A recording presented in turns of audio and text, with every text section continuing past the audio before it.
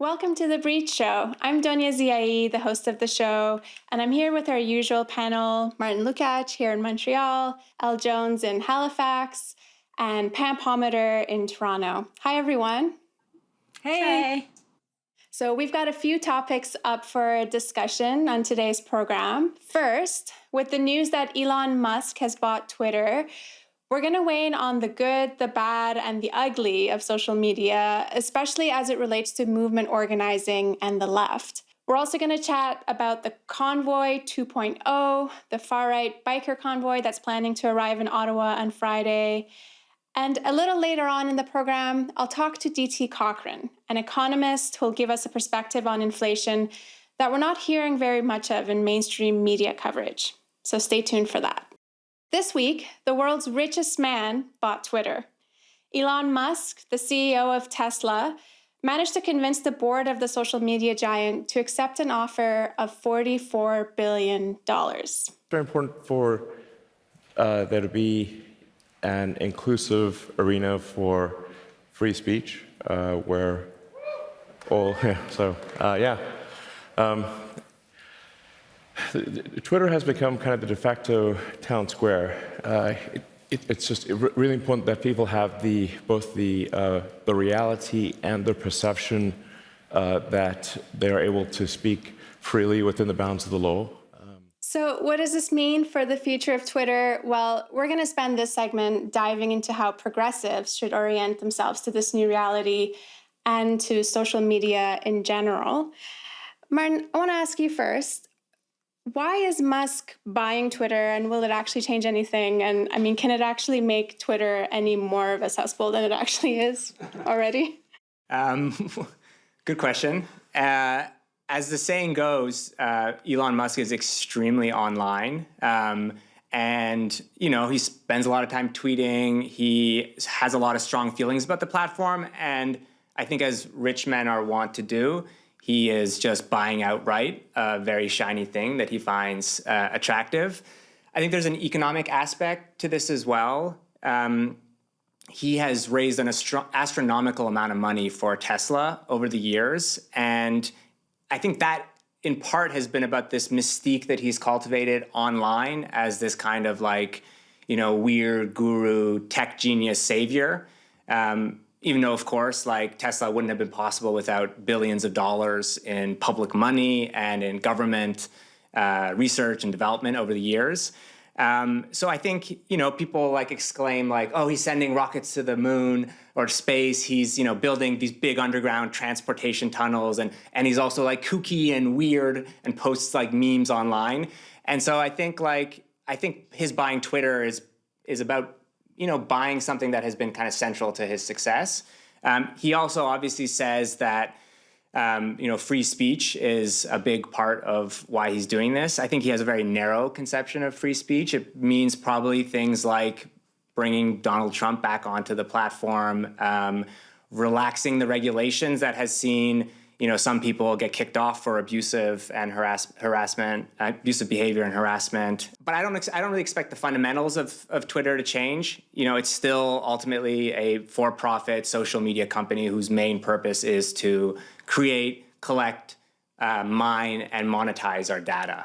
And I also think a lot of the really negative aspects of Twitter that are kind of baked into its design will continue. The way it incentivizes and promotes narcissism, it encourages cruelty and harassment, it erodes empathy, it exacerbates isolation, keeps us glued to the screen, and also puts up a lot of barriers to left-wing organizing. That said, I think that leftists can't really just abandon the platform. It is to some extent has become a kind of public square, a very degraded one. So I think we're probably best to, even if reluctantly, try to engage as effectively as possible with this platform. There were a lot of posts on Twitter this week, people kind of declaring that they're going to leave Twitter. And I actually, there have been some numbers showing that people are stopping engaging with Twitter. But I mean, to backtrack a little bit, and look at how historically movements have used Twitter. I wonder, Pam, if there isn't also strategic ways for us as movements to collectively use social media. So I'm thinking, for example, of how a movement like Idle No More was able to have to go national and then go international, and whether that would have even been possible if it didn't harness basically the possibilities that were what was made possible by social media, basically. Well, I think you've really hit on a core point here that, there's tools that have good and bad inherent in everything. But social media has provided a real opportunity for people to have a voice that didn't have a voice before. It was an end run around mainstream media that wasn't having Black and Indigenous voices, and certainly not women's voices. It was an end run around constantly just repeating what politicians and police officers and military and everyone else was saying, that kind of echo chamber for themselves. This was the voice of the people. Now, for Idle No More, we essentially organized the vast majority of our round dances, our teach-ins, our gatherings and everything with the use of Twitter and I would say Facebook, those two primarily, obviously other ones, but they were really essential for that purpose, because before we were relying on, telephones and faxes, like in the old days, our kind of protests. This really opened it up, and so that the world could also see what was going on and not through the lens of mainstream media. So for me, I've always thought that we can use social media strategically in a way that focuses on how we want to use it as a tool and not give any energy or time or attention to all the bad parts of Twitter, so all the spams, the bots, the haters, the trolls, the people who are, on social media farms just cranking out hate and content. You can just block and delete all of that stuff and just focus on your message. I think where people get caught up in that is just fully engaging with all of these bots or social media farms or trying to win the fights on Twitter. I just don't have a conversation on Twitter. It's like, here's what Elle's doing in Halifax. Look at this amazing report. Here's the link to it. Read it and see what you think about X, Y, and Z, or someone else, or here's this really critical court case that came out, and here's what it means for us. Like informational stuff, research stuff, data, analysis, linking people to, look, land defenders are on the ground right now. They're being attacked by the RCMP. We need everyone's help. We need legal observers, human rights observers, that kind of thing. So it's instant, it's quick, it's far quicker than mainstream media is. We can literally watch in real time what's happening so that it can't be refuted later on by the people who would otherwise control it. So I like social media for that purpose, with the understanding, though, that there really needs to be education around how to use it strategically, how to protect people, especially young people, from the dangers of social media and all of the noise that's out there, and how it gets intermixed with your personal life and what you're doing, in advocacy or politics or that kind of thing. But I think social media isn't going anywhere, and I think it's something that we're going to have to continue to use unless there's some other, platform that becomes more powerful in terms of instant communications and organizing. Obviously recognizing that, if someone like Elon Musk controls Twitter, then it's potentially not going to be the same tool in the same way it was. And we have to prepare for that kind of stuff. But, going back to real quick to Idle No More, I remember at the time the sense of awe that a lot of us felt at the power that social media tools had in kind of spreading the word about the movement. And in a few years before that too, we had Tahrir Square in Egypt, or the so-called Arab Spring. There was the Iranian Green Movement, the Occupy Wall Street global movement too.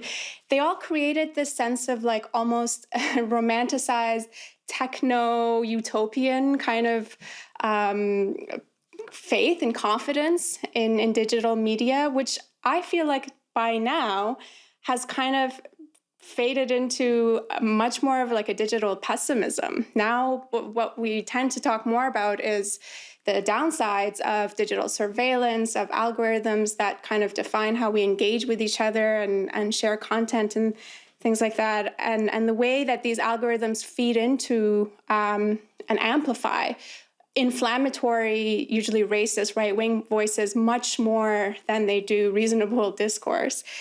So I just wonder, Elle, in this kind of context, I mean, can these tools serve us on the left? Well, I think it's always interesting that we're hearing this phrase public square. First of all, the idea that people adopt that phrase as though we have any kind of public square at all. Like, go try and stand in your public square locally and start saying things and see how quick the cops will come. Any public space we know can immediately be turned into private space and you'll be accused of trespassing, right? Go stand on the road outside of Canada Post and like try and protest and it becomes private. So it's this myth, right? That first of all, there's a public square, period. Secondly, the idea that that will take place through a corporation is actually, I think, a very worrisome concept. The idea that we keep saying Twitter is the public square without actually really thinking about what does it mean that we cede that space to a corporate controlled space. It's not a public square if you need to have Wi-Fi to get on it. It's not a public square if you need to have computer or phone access. It's not a public square if you don't have Twitter, which I don't have, you actually can't read it any longer unless you go on private because they're trying to coerce you into downloading the app. You don't have to download your local square when you go outside, right? So, is it actually public? And we, of course, know that 10% of people make like 90% of the tweets, and it's journalists, academics. It's a particular kind of space that often people who are more elite gravitate to, right? So Tahrir Square, for example, I remember all that kind of Twitter propaganda where people were like, oh, it was Twitter, but people actually went out and put their bodies in the square. Like, it was physical. Twitter communicated, but they didn't stop on Twitter. They went outside. And I really think this idea that like we don't need to be outside and we don't need to be present with each other and we don't need to have spaces in our neighborhoods where we gather, which doesn't happen so often, is part of the reason why we become so alienated from ourselves and from our communities and from our neighborhoods. And that actually leads to things like more isolation, more policing, like less connection with each other. So I just question that.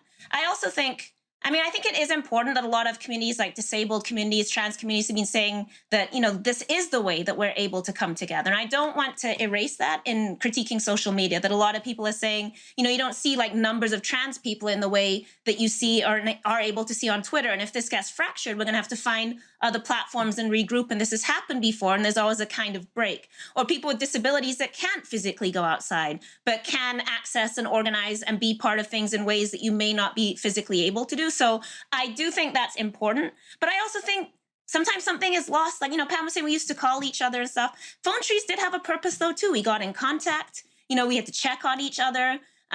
We had to call our elders. I think often we assume that because it's so easy to organize on social media that we just have to put out the poster, sit back and wait, and not actually do the solidarity building work that other things required. We had mailing lists and we had to, know where each other were. And we checked in with each other and we had to know which organization will we go to spread the word. And that, I do think, created a kind of solidarity that perhaps we've got lazy about because it's much easier just to put something up on Twitter or on Facebook or on Instagram rather than being like, who in my community needs to hear this? And then people are like, I didn't hear about the thing. I didn't know there was a protest. Why did nobody tell me?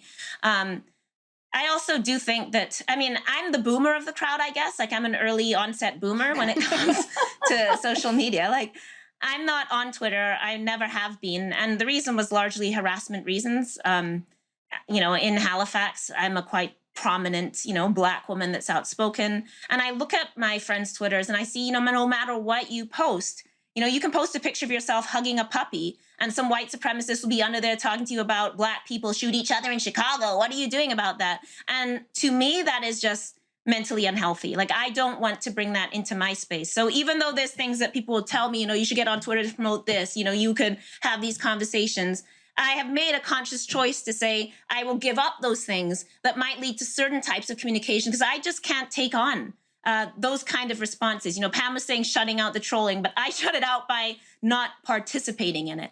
And then the more you feel coerced into it, the more I feel stubborn about it. The idea that you want me to have this, like you're trying to force me to have this. So watch me not have it. Now what? I do feel that there is a kind of I don't like the idea that we all sort of feel swept away, that there's, nothing we can do under this neoliberal tech regime. We just have to all buy into it, and it's there, and we just have to promote ourselves through it. Yeah, I totally hear what you're saying, Elle, and I think I also have very strong boomer tendencies. I really don't envy young people who are becoming politically active and politically aware now. So much of the behavior that social media is intended to reward, like outrage, hostility, simplistic analysis, drawing attention to yourself, is antithetical to learning the craft and art and science of organizing and of changing the world. And if you're like a young person who's getting active now, Twitter or social media offers this kind of tantalizing option where you can start posting. You can start, dunking on dumb politicians, and immediately you get this kind of gratification, these like little gerbil pellets of immediate dopamine affirmation. There's a study that showed that for every word of outrage that you add to a tweet, there's 20% more likelihood that it's going to get retweeted. And so it can make you feel powerful. And I saw a lot of this during the kind of Bernie's campaign for the nomination of the Democratic Party. A lot of people thought that, if they ratio a corporate Democratic operative, then somehow that's going to translate to power in the real world on the organizing train. And I think people were in for a pretty rude awakening there.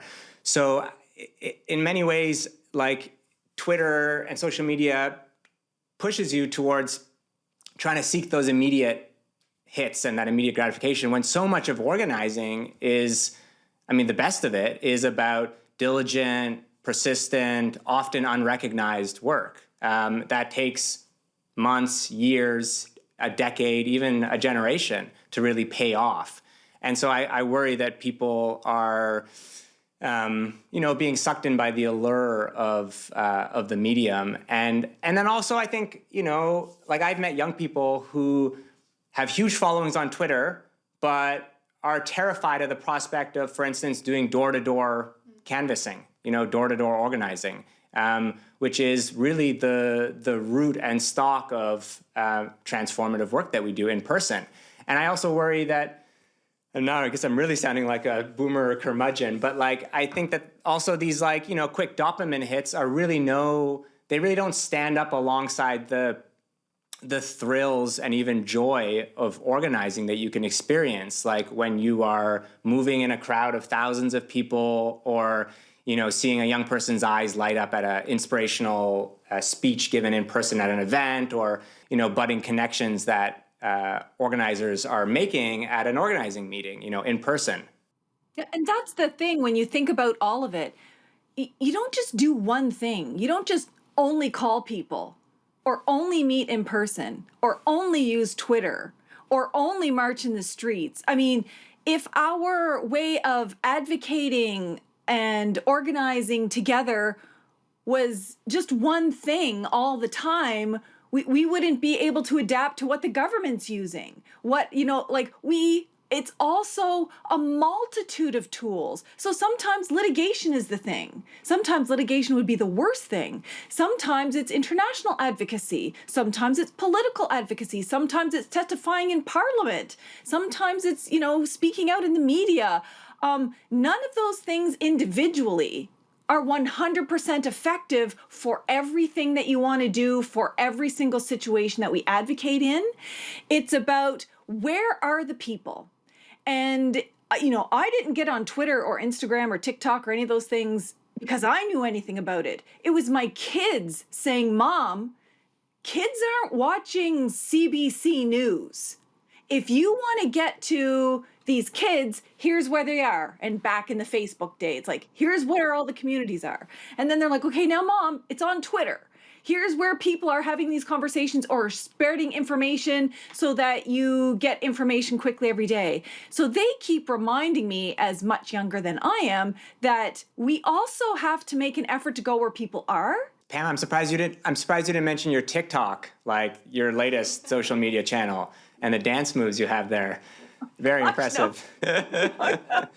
I think for me too, like the idea of how we should in our movements leverage the tools of social media is also important, because you know who's really good at leveraging social media? It's the right. You know, like their use of like online spaces, things like messaging boards. It's been so effective at organizing or recruiting new followers and organizing people and bringing them out to their causes. And so I worry that by not figuring out how to use these tools to our own advantage, that we're kind of ceding that ground over to them. Yeah, I mean, I think it's undeniably true that like that's one of the reasons why we have to do educational work online as much as possible. But as Pam was saying, like, you know, we should have a kind of political hygiene about it. I mean, that's certainly like my policies. I never get into debates with people online. I always think of that cartoon with like a man hunched over his computer and his like wife is like, "Honey, time to come to bed." And he's like, "I can't. There's someone wrong on the internet." And so it's like, you know, you can always pick a fight, but I don't think it's actually very productive. So my policy is generally post and then get off. But I do think a lot of people, especially young people, especially people who, you know, are in hostile situations or where there's only really reactionary politics in their local communities, they do go online for new ideas. And so I think we need to create those kind of on-ramps where people can get politicized. And so I think as much as possible, we should be on these social media platforms, sharing articles, sharing analysis, you know, deepening our collective analysis as much as possible, highlighting the collective work that's being done, not trying to build, you know, individual brands, because I think that's a trap that you can get into. We should always think about social media as a thing we do, not as an identity that we have. And I think, you know, to the extent that it can be usefully used, it's done in that kind of way. We'll end that there. Thanks, guys. But before we wrap our panel discussion, I want us to quickly also chat about something else that's been on the news this week, and that's Operation Rolling Thunder. The bikers are coming. There's reports in the news that as many as a whole 1,000 of them could show up in Ottawa starting Friday night and stay through the weekend. Pam, what do we know about what's going to happen this weekend and who's behind it? Well, we know for sure exactly who's behind it because you just have to look at the partners and who's speaking. So no matter how they're trying to portray it now, you've got this YouTube channel guy who is all about trying to make these freedom truckers into heroes. He's a partner. Then you've got this group called Freedom Fighters, which is trying to end the mandates and also all of the tyrannical bills and all of the tyrannical legislation enacted by Parliament. I mean, I guess we would have no laws. And then, of course, Veterans for Freedom, which is all about restoring the rights that Canadians have lost under Trudeau.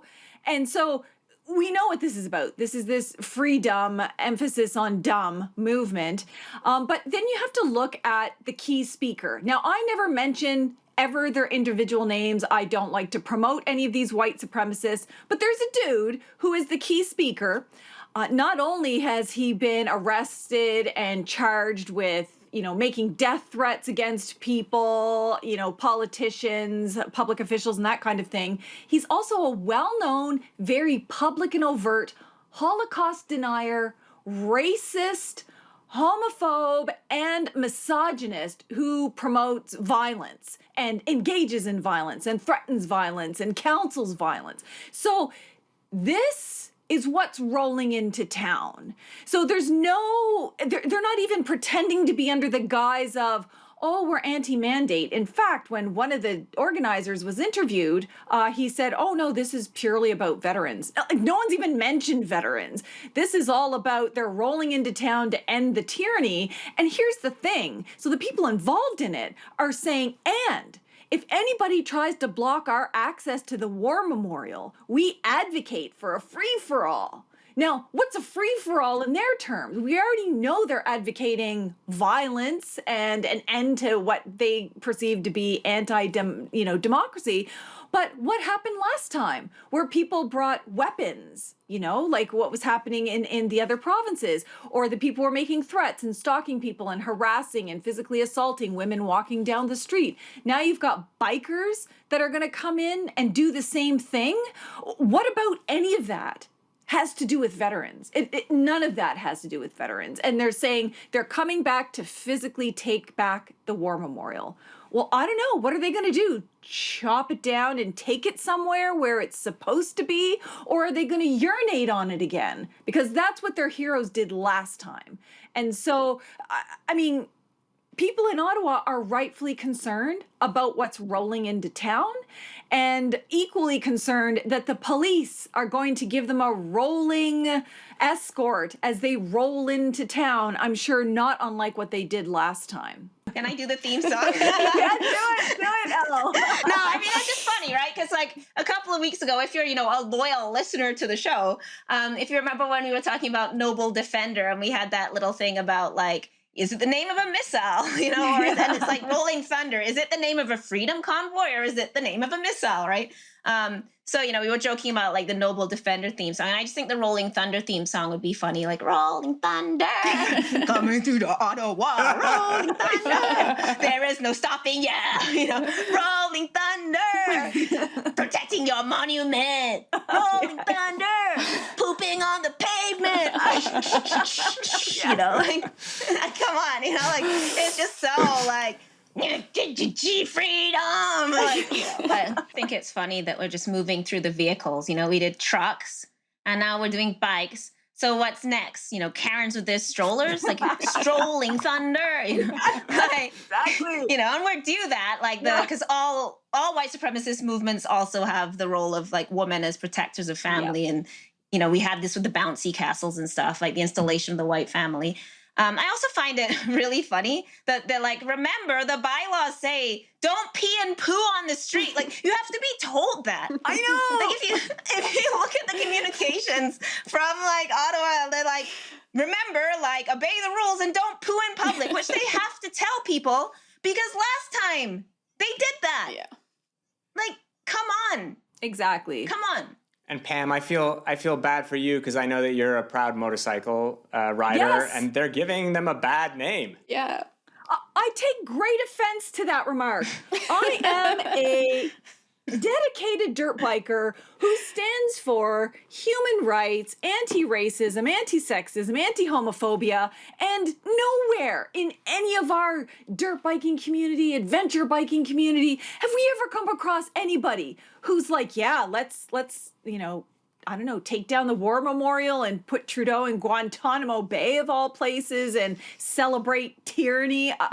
It's awful. I feel like now I need to put on my helmet and go dirt biking around for a while and let people know, listen, we are not freedom convoy people. We are actually peace-loving people. And this is not all bikers.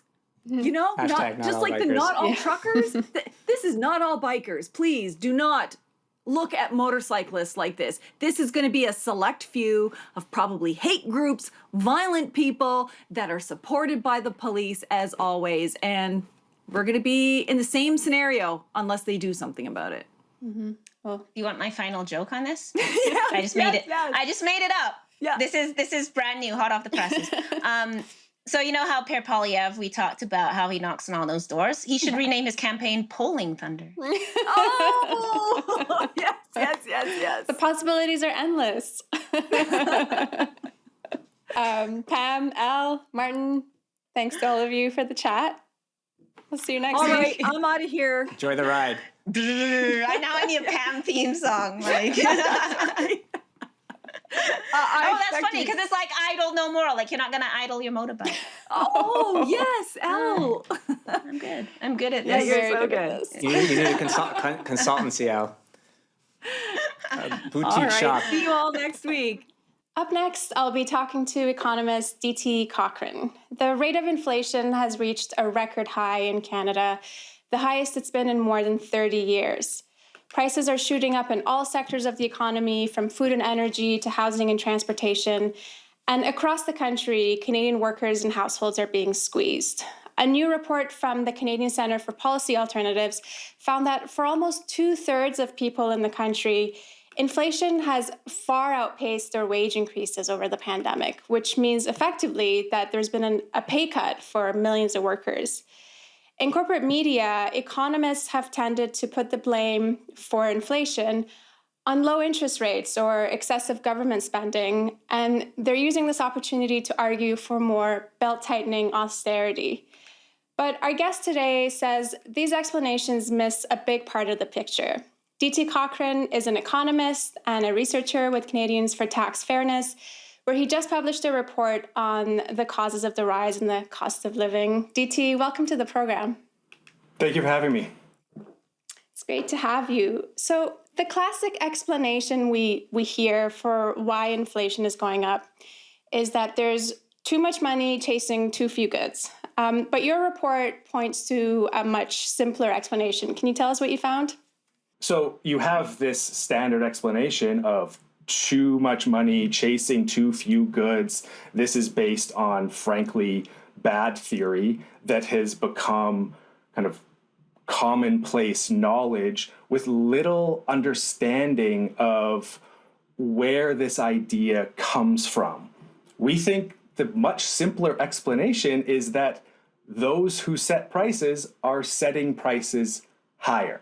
So we took a look at thousands of corporate financial results over the last 20 years to analyze profit margins, which we felt could be a good indicator for what is happening with corporate prices, the prices that corporations are responsible for, which is a lot of the prices in our economy. And what we found was a dramatic jump in profit margins in 2021. So at the same time as a lot of Canadian households are still financially struggling, corporations had one of their best years ever. So prior to the pandemic, corporate profit margins averaged about 9%. In 2021, they almost doubled to 16%. One potential explanation for this is high commodity prices. The Canadian economy, the Canadian corporate economy, is overrepresented with commodity corporations. So potentially the fact that commodity prices have been high during the pandemic is the explanation. So for our analysis, we also removed all of the commodity companies, and even among non-commodity companies, there is still a substantial jump in profit margins. We can actually show the graph for that. And for people who are listening to the podcast or can't see the graph, this is showing, as you said, the profit margin for Canadian non-commodity companies over the last 20 or so years. And, you see this massive jump in 2021. And so explain to us how this is happening. What is contributing to this big jump here?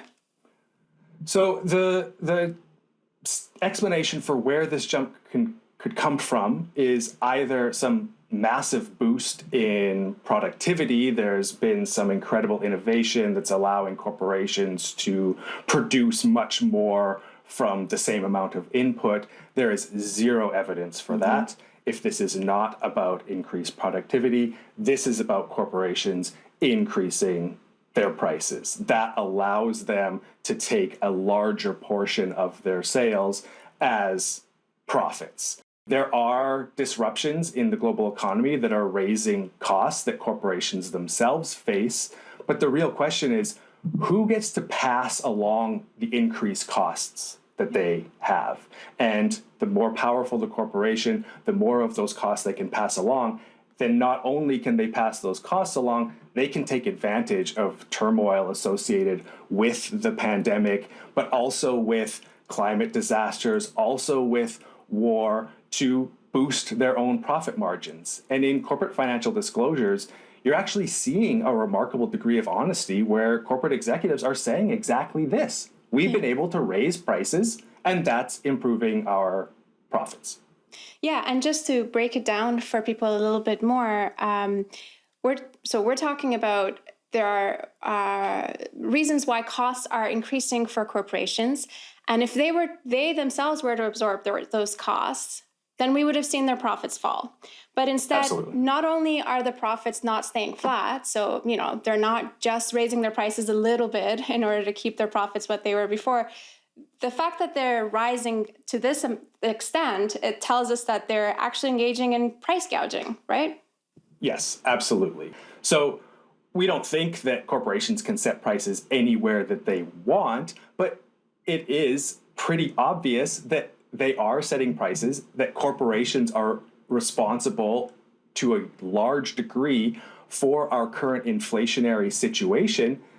And we need to understand that much better than we currently do, much better than these banal, facile, too much money, chasing too few goods. That is an explanation that leads us nowhere, when what we actually need is greater understanding into exactly which prices are rising and why are they rising. Once we know that, then we can figure out an appropriate policy solution, not the terrible solutions that are currently being offered, increasing interest rates or cutting government spending. Both of those will harm the people who are already struggling the most. If we increase interest rates in order to curb inflation, the mechanism by which that works is unemployment. There are even now explicit calls for, I'm specifically thinking about a Globe and Mail column I read last week, where the pundit was explicitly calling for a recession. And I want to quote, he said, if we're serious about targeting inflation,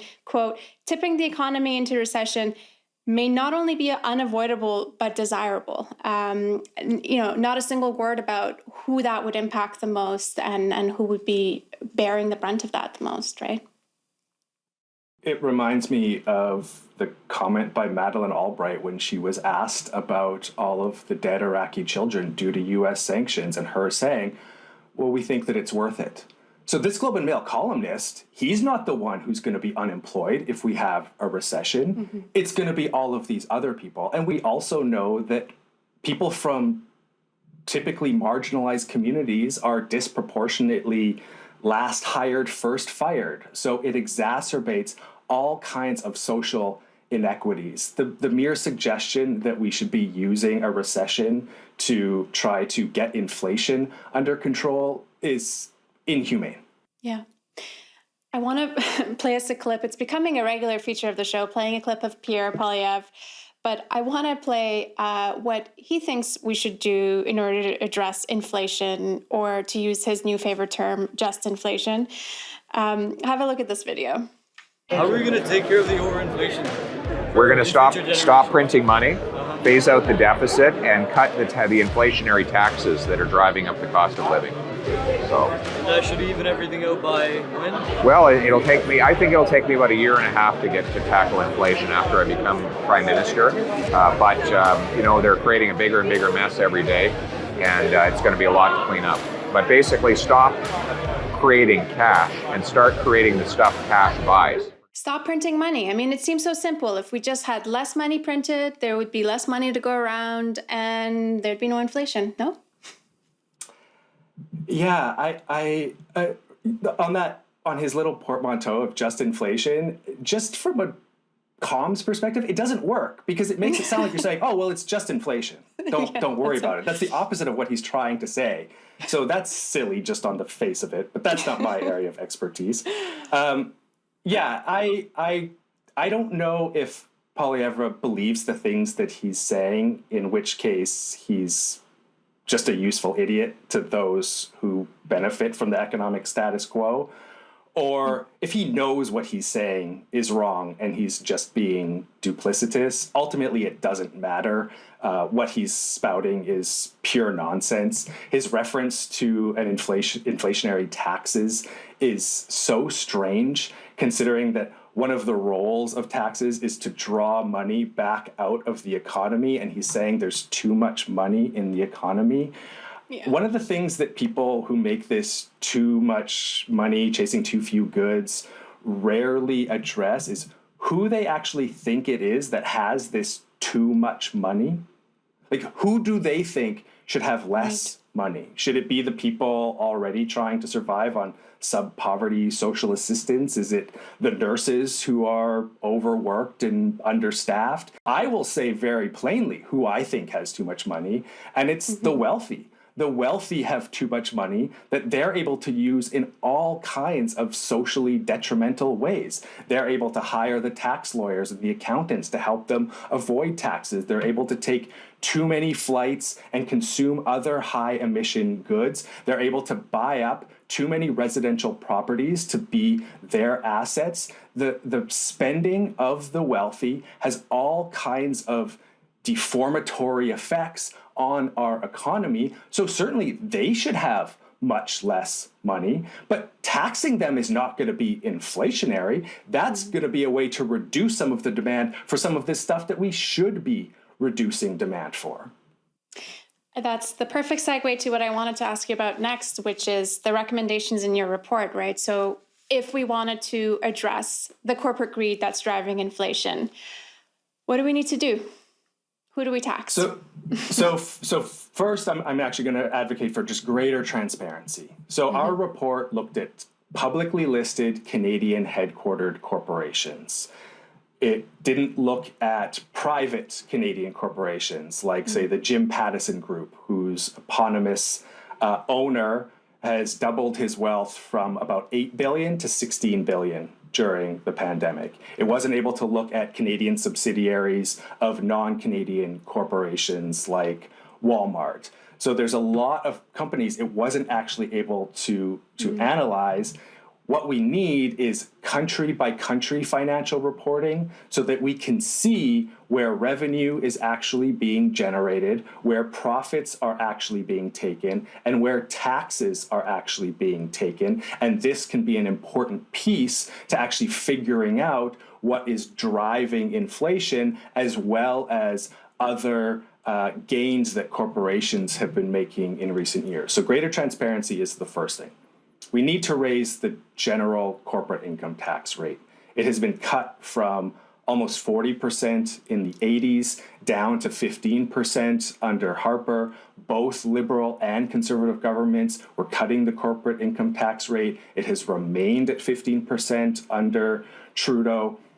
The reasons why it was cut were supposedly increased productivity, more jobs, greater well-being. That has not come to pass. All that's happened is greater inequality and a worsened climate crisis. And we also need to increase the capital gains inclusion rate.